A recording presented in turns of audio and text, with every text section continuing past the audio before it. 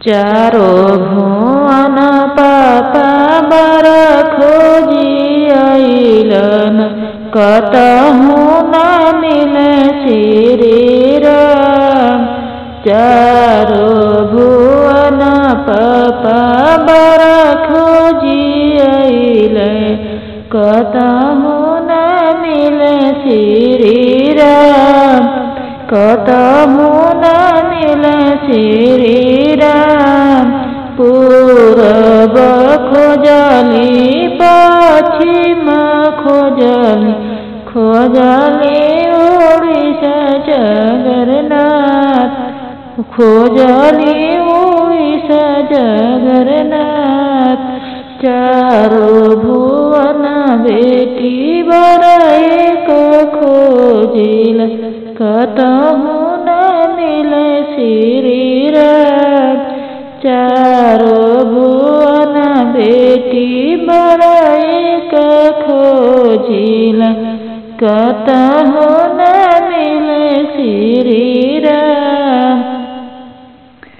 जाहु न पापा होय अयोध्या नगरिया, जाई दशरथ के दुआर। जाई दशरथ जी के द्वार।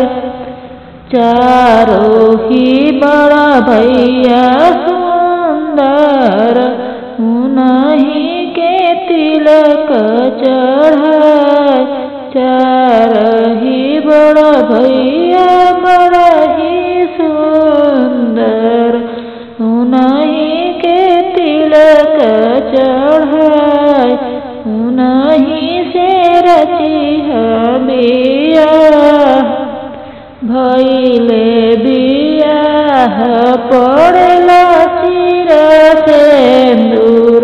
राम सीता को बर जाय, राम सीता को बर जाय।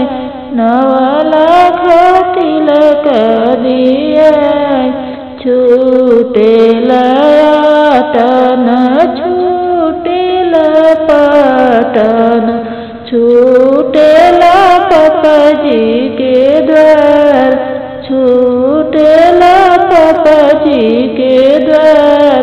छूटेली सखिया हो छूटेली सहेलिया, छूटे मायरिया जी के गोद। छूटे मायरिया जी के गोद, भैया के